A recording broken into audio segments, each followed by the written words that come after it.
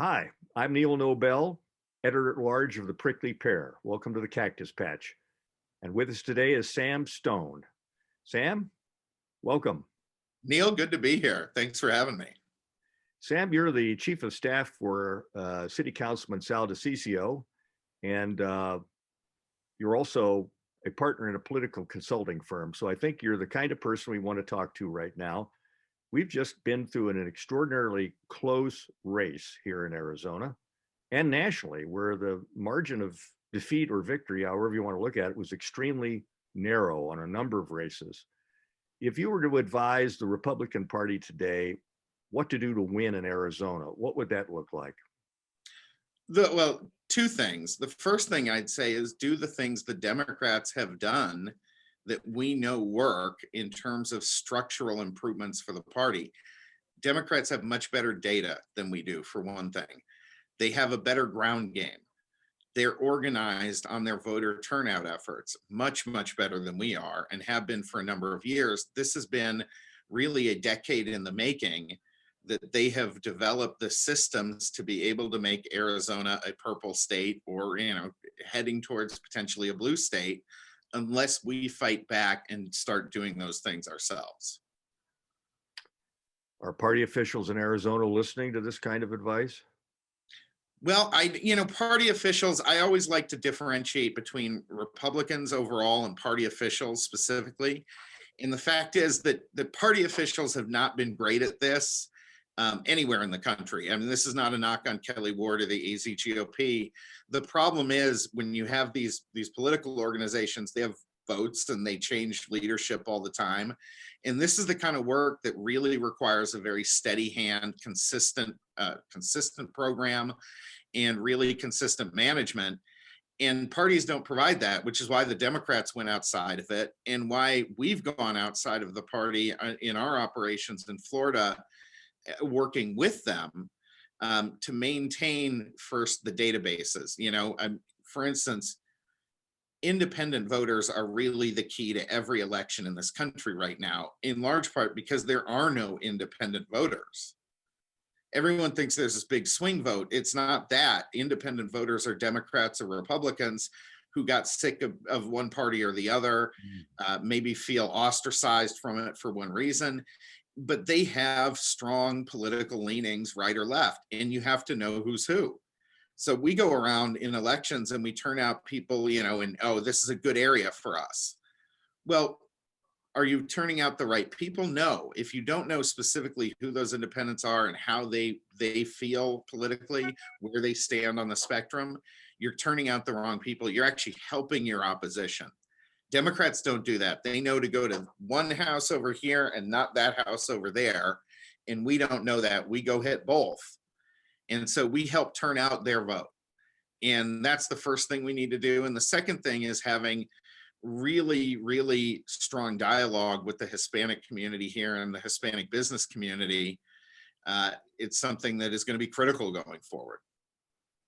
Now, you've had some personal experience in a previous conversation. You and I explored this in Florida, and the Republican Party did very well in Florida. Yeah. And that used to be a highly contested state, and they have a great deal of Hispanic population from Latin America, of all different countries there. What do they do in Florida that we're not doing here in Arizona? Well, first off, they actually reached out the hand to the Hispanic community and said, here we are, here's what we do, here's the things we believe. And they didn't make assumptions. I think a lot of Arizona Republicans and Republicans across the country make assumptions about the Hispanic community that are entirely wrong. I mean, first, they think it's monolithic, and it's really not. There are huge differences culturally between a Cuban and a Mexican, between a Venezuelan and a Colombian, and you have to understand those. And secondly, you have to understand that you're dealing with a population that is starting small businesses at a higher rate than anyone else in this country. And these folks, if you talk entrepreneurship, every Latino family, if you talk to them, they want to own a business and they want to be connected to their community. These are our future small business owners. They are very strong, have very strong values for work ethic, right? these are things that are not aligned with the Democrat Party. Family is very important to Hispanics, and that's not aligned with the Democrat Party. And so what we've done in Florida was actually go there year round in Miami-Dade, and you've seen the shift in the last 6 years. We were falling behind. We were losing all those seats. Our operation, our company got hired by first the Republican Party of Florida, and then a number of donors down there have gotten behind it. And they have funded the efforts both to gather the data like we were talking about, but then to go into these communities with other Hispanics, get that message to them directly. And the biggest thing we did was start reaching out and saying, hey, what can we do for you? We're not just asking you for a vote, but we're listening. We're trying to understand what we need to do to appeal to you. And that's not giving up our values. That's focusing on the needs of individual communities, and it's working, and you saw it in this election.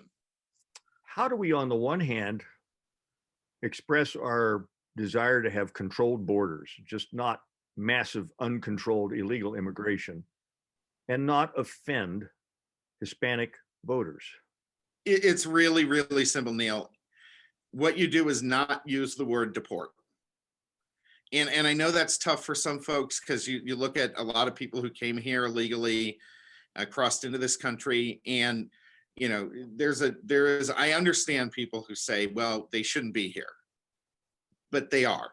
And the problem when you're dealing with the Hispanic communities all across this country, when you say the word deport, you're not talking some random person that they're competing with for a job.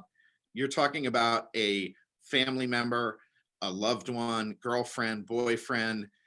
You're talking someone that they care personally about. Hispanics, when you talk to them, they're fine with border security. They're fine with us knowing in the future who comes here and who doesn't, and having control over that, how many are let in every year. They don't have a problem with that, but they do have a problem, understandably, with, I'm going to deport your girlfriend. That if someone told that to me, I wouldn't feel really good about it either. Yeah, that is a very good point. They do seem to be a natural constituency for the Republican Party, a party which is increasingly a party of working people and small business. We seem to have lost big business, which I think is an interesting story itself. In fact, I think there's a degree of hostility from big business to the Republican Party, and even funding Republican candidates now. Yeah, I think you can look at everything that's gone on during the pandemic here, and you really see an acceleration of what you were just talking about, with big businesses responding a lot to a lot of their younger workers, and to Twitter, essentially, going very anti-conservative. And I think they're going to pay the price for that, in terms of regulations and taxes and all sorts of things.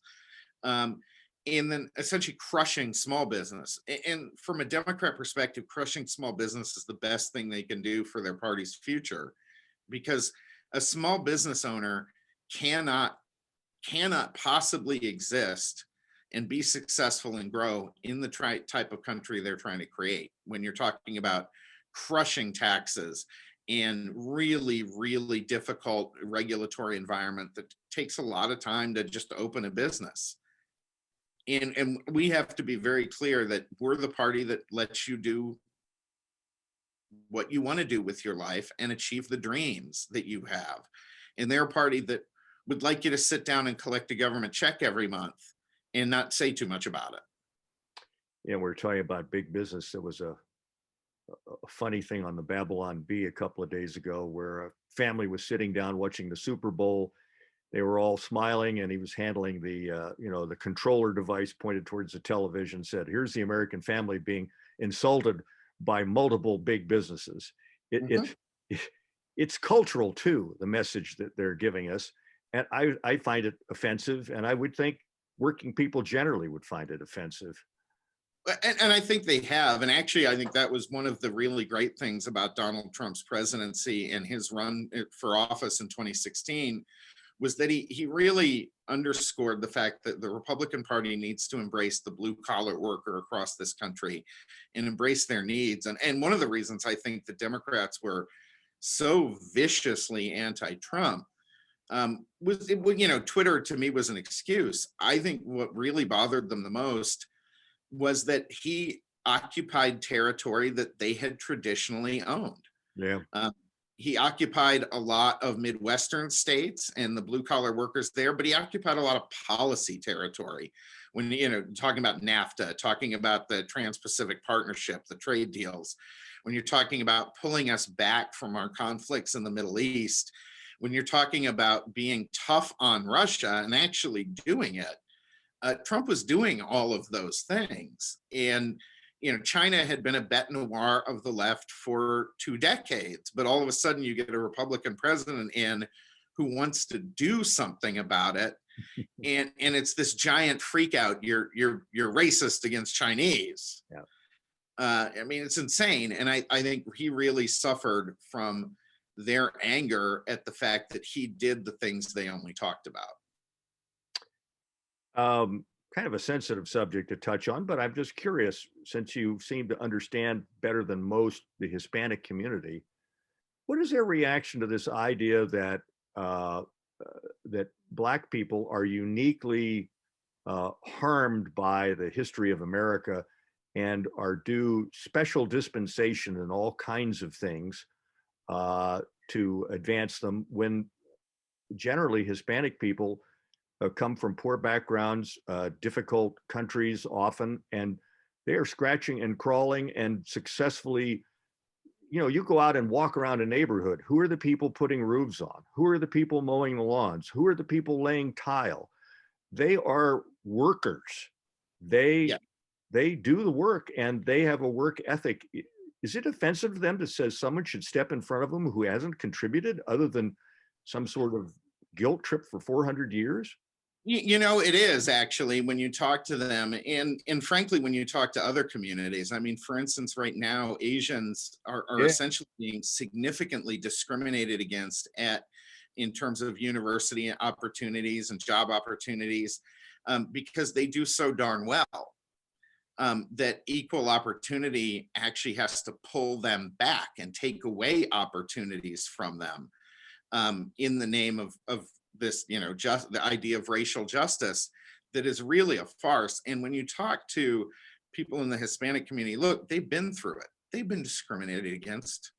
Absolutely. So have Chinese, so have Japanese, so have people from any other number of backgrounds across this country. But one of the things I always point out to, and have pointed out to Hispanics before, is, hey, look, it's not Black people, it's African Americans. I mean, if you really look, there's been a big break between African Americans and Black migrants to this country who have done, over the last 20, 30 years, have done really well. Mm-hmm. So if you look at, for instance, East and West African migrants to this country, they have very, very high standards of living, high incomes, educational achievement, stability in families, all these things that are the hallmarks of a successful culture, and they're achieving those daily and doing incredibly well. On the other hand, you have the African American community, which has now been subjected to 3+ generations of the welfare state by Democrats. And I've developed, I mean, this is just my personal theory, but I really believe once you've hit that 3rd generation, you're really in trouble.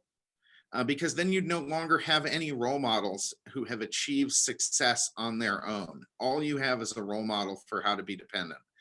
And you can see this with white people in mountain country, West Virginia, coal country, Pennsylvania, all these areas, they're at the same point. If you want a more dramatic example, look at our Native American reservations. And if you want an example of how to succeed, look at the Hispanic community and what they're doing right now. The focus, family, entrepreneurship, work. If you commit to those things in America, you are successful. Yeah. And it doesn't matter what you look like or how you talk. Well, I really like your approach. I think it makes absolute common sense. And to me, I think they're a natural constituency, and I can understand their view about deportation. So what do you come back down on things like DACA? I mean, we just have to live and integrate so to speak, those who are here over some timetable and move on? Is that what we do? If I was gonna, you elected me president tomorrow and get, I probably wouldn't want to use executive orders because I'm too libertarianish for that. But if I was putting that bill out there for Congress, what I would say is very simple. I would say that those people have broken the law and they should not get preferential treatment, but they're here.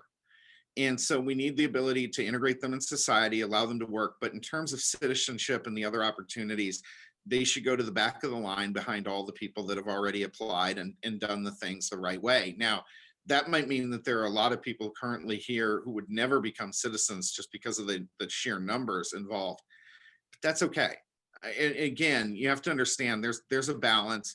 And I think most people in the Hispanic community understand fairness. They understand fair trade. And so we have an opportunity if we can move as Republicans beyond the deportation argument to really bring the Hispanic community on our side in terms of all these other things, in terms of border security, but in terms of policy very broadly. There's nobody who's going to be as good on policy, tax code policy, as someone who has started a small business last year and is scraping every dime they can to make it work. And understand how crushing regulation can be for Yeah. a small business. I mean, that would think I would resound with them quite a bit. Well, we talk all the time about, or the left talks all the time about socialism in the Northern European countries, but what they fail to see is that actually regulatory states there are far less intrusive than they are here. So while they have very high taxes, they balance it by making businesses very easy to start, and they make regulations in general much more streamlined. And that's a big deal. I remember, I think it was the Prime Minister of Denmark bristling, saying, "We are not a socialist country," trying to emphasize to American liberals that they're looking at the wrong model. They misunderstand even Sweden in that regard. Yeah, I mean, and actually Sweden's a great example because they had a much larger welfare state in the past that they have pared back over the last few decades. And in so doing have achieved a much higher level of economic success. And so, they've actually rolled back some of the taxes and all those things. And all these countries, they are murderously, viciously capitalist, which I love. They just also happen to have very high taxes for maintenance of a very large welfare state. And those two aren't the same thing, and it's important to understand that. Before we close, I'd just like to ask another, what has been a little bit sensitive question as I talk to people, and that is the role of the Libertarian Party. I have a lot of sympathetic views that are compatico, so to speak, with libertarians. But as a party, it seems troublesome because in really tight races, which we've had, they've often been the difference. And they wind up getting a result different than what they intend. What's your observation on that, and how can we approach them? Well, I always talk about myself as a small L libertarian, right? I'm not a member of the Libertarian Party, and I don't subscribe to all of their various ideology, but I'm very close to them in many areas. Yeah. It's important to remember a lot of those tend to be protest votes more than anything else. And there's no guarantee they would go to an ideology. I thought one of the most interesting phenomena of the last decade was watching people who, and pardon me if I'm insulting anyone out there by using these names, but people who were Ron Paul bots, who became Bernie bros, who became Trumpers. I mean, what were they really? I think they were just the counterculture, opposition to everything, right? If you're moving from those extremes, you have no personal ideology that you're really all that, concerned with. And so I think the most important thing to remember about elections, and I tell this to people all the time, don't win by one vote, don't win by 1%, win by 3, win by 5 or more, and you win. And Democrats do things that make elections tougher to win. I personally don't believe the election was stolen here in Arizona the way other people do. I believe what they did was the same thing Democrats here have done for a number of years. They just keep getting better at it, which is the ballot harvesting, side of it. and the voter turnout side of it. They've created an operation that turns out a lot of votes. And that's what they're doing. And we just have to understand that and go out and beat them at the game. I wonder if we can develop a way to chew gum and walk at the same time. In other words, what I'm saying is, in closely contested races, I would think election integrity would be important to all parties. Yeah. We would all want people who are qualified to vote, one person, one vote, no dead people voting. I think we could all agree on that. And at the same time, develop this outreach program that you're talking about. Well, voter security to me has always been really simple, and I've advocated for essentially the same measures for probably 20 years now. Simply because I'm not a good tech guy, but I read everything I can get my hands on. And the one thing I do know about technology is that if it's connected to the internet, it can be hacked and will be hacked. And so I think it's critical that it's very easy to secure elections. You do it with machines that cannot plug into the internet at all. You do it with paper ballots, and the type of machines you use are optical scanning machines. Those are analog machines that we've had for generations. And that's actually how Europe, and all of Europe essentially, still conducts its elections. They think what we do with these electronic devices is insanity, and we should too. And you're absolutely right. There's no reason we cannot secure our elections just by using some technology that we know works, and it has worked for a long time. And personally, I think early ballots and absentee ballots or mail ballots have become another thing that takes away from the great civic unity of this country. You know, one of the things that I think brings people together is the process of going out, standing in line on election day, and you talk to that person in front of you, you talk to that person behind you, you have no idea what their political beliefs are. It doesn't matter. But we're all You're- Americans that day. We're all Americans that day, and we're not And that's voting alone. Yes, and I think we miss that. And so, you know, we've actually been talking about putting a ballot initiative together that would both provide the security measures, but also create more of a civic event around election day. And I, you know, look, it's going to cost a few bucks to do that kind of thing. I think it's entirely worth it. I think we should be having parades. I think we should be having a giant 4-day festival from Saturday through Tuesday. You know, where voting really is celebrated, and the process of going to the polls is celebrated. We're missing a lot of civic institutions that held this country together. And I think that's an important one we can get back to fairly easily. I agree with you wholeheartedly. Well, you have some wonderful observations. I really have enjoyed chatting with you, and I hope we can do this again soon. Thanks, Sam. Absolutely. Look forward to it. All right. Till next time, thanks so much for being with us. Always a pleasure.